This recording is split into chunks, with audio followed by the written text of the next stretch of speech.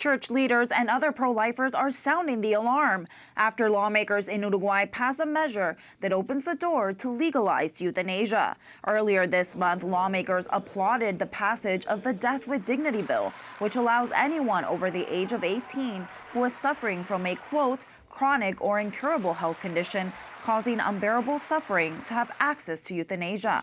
The measure heads to the desk of President Orsi, who has signaled he supports it. The Catholic Church strongly opposes assisted suicide. Uruguay is the first South American country to legalize euthanasia through legislation. For more, we turn to Jason Poblete, president of the Global Liberty Alliance and an expert on South America and Latin America. He also has a personal interest in this developing story. Jason, great to be with you. First off, you call Uruguay's legalization of doctor-administered euthanasia a wake-up call for Americans and the Americas. What makes you say that? Abigail, thank you for having us, and thank you also for focusing on this important topic. You know, it's the first time, for example, legislature in the region has actually enacted a law that has created this 7-step process, which we can talk a little bit about, that pretty much has legalized assisted suicide. And I think that's the takeaway from all of this. It's not defense of life from conception until natural death. It is putting in place a system that puts the onus, it seems, on the patient, and it colors the language saying, oh, this is to make life better. But what it's doing is putting the culture of death ahead of the culture of life, the sanctity of life. And look, and I dealt with this personally, it's very tough when someone's suffering from a chronic illness or disease. We shouldn't be cavalier about it. It's a very serious issue. But the way the Senate in Uruguay antiseptically parsed this out, I think is a wake-up call for all of us. I mean, here in the United States, we have at least 10 states that deal with not euthanasia, that's still illegal in the United States, but a variant of assisted suicide or suicide legalization. And we have to pay more attention to it, because I think what will happen in South America, for example, is in nearby Chile, who is currently debating a euthanasia bill in the Senate. It's been languishing there for many months now. They've tried to do this many, many times. Could be the next place. But also here in the United States, we have a lot of places where we can talk about as well. But I think it's a wake-up call for all of us, especially in a country like Uruguay, which is predominantly Catholic, with unique laicized characteristics, that we need to be more attention and more focused on the culture battles, talking about this issue, and being bold about defending life from conception until natural death. Now, you mentioned your personal connection to this story. Can you tell us about that experience you had?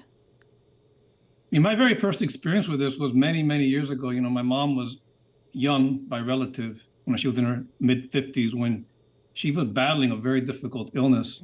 And we were unprepared for it. And the onus fell on me, and I wasn't prepared for it either. And it was a process that I remember to this day, very antiseptic. The doctor wasn't really equipped to have that conversation with us. But I knew my mother's wishes. So I knew going into whatever they were going to tell me. And I realized very soon what they were trying to tell me, but they wouldn't talk to me about it. Palliative care was not even a conversation. There was no conversation whatsoever about things that we can do to make her feel more comfortable, to see if she had a fighting chance. My mom was a fighter. She was about 5'6", and had the energy of a 6'2" person. I mean, she was a very, very energetic woman, loved life, and wasn't well served by some of the medical professionals. On the other hand, there were a lot of nurses, a lot of people behind the scenes who made that journey possible. But it kind of was a wake-up call for me, because at that time I was working in Washington and working on Capitol Hill. And I'll share something with you I had not shared with people before. I was in the middle of a background briefing on hospice care and people seeking reimbursement rates. And I saw how life was being reduced to an actuarial table. And I found that very offensive. And I said, you know, in the society we live in, this is easier in hindsight, of course. And this happened in Uruguay, because I've spoken to some lawyers down there and some other people who are involved with the process. We have to fight the urge to put a consumer mindset on life. And we're not disposable. You can't treat people as disposable. And we have to come out of that mindset quickly, because in Uruguay, they fell into that trap eons ago. This has been slowly baking. It's been explained to me by Uruguayan jurists that, well, Jason, this didn't just happen 8 years ago. This is a cultural shift that came over time. Thank you for sharing that very personal story and for sounding the alarm. You mentioned that the culture of death in Uruguay had begun a long time before these legislation was introduced. And I've heard that in Uruguay, Christmas is now officially called Family Day, and the oaths of office no longer include a reference to God. What exactly is happening? Well, that is an odd. It's a peculiar. It's kind of a peculiarity of Uruguay's political system. And the role of the Catholic Church. There's some history that we don't have time to talk about today. But unlike other Latin American nations, Uruguay's Catholic Church was a strong church, but not as strong a church back in, we're going back centuries now. So the culture of the laicized culture was always a strand of their development of their democracy. So when you listen to the debate between the people who oppose the law, they're always kind of hedging, not necessarily to the religious argument or the sanctity of life argument, but they're always focused more on the democratic debate. So they remove, and they have been removing God from their constitution. They did that a while back.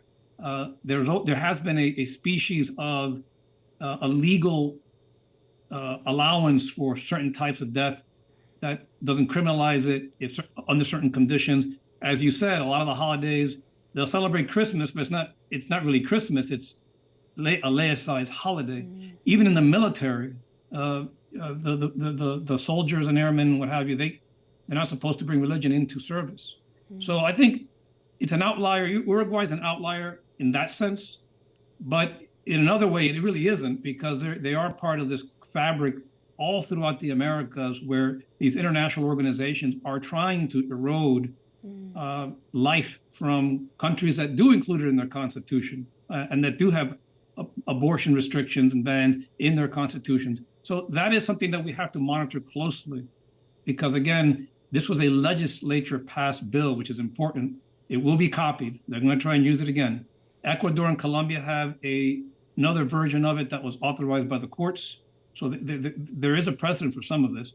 And I think Uruguay, being a country of maybe roughly 4 million people, I wouldn't let that small size take away from the fact that the impact it can have, for example, in Chile and in other places, it's giving the other side a lot of energy, and they're going to continue using it. So our side and the Uruguayan Catholic Conference were quite clear there. The bishops were quite clear this was wrong, but they need help. They can't do this by themselves. So I think it's good that your show is covering this, and we should do more of it, because that's part of this battle right now, is that we don't have as much awareness on our side as you have on the other side. Well, Jason, thank you for being here with us today and for sharing so many of your insights. Thank you. Abigail, thank you for having us.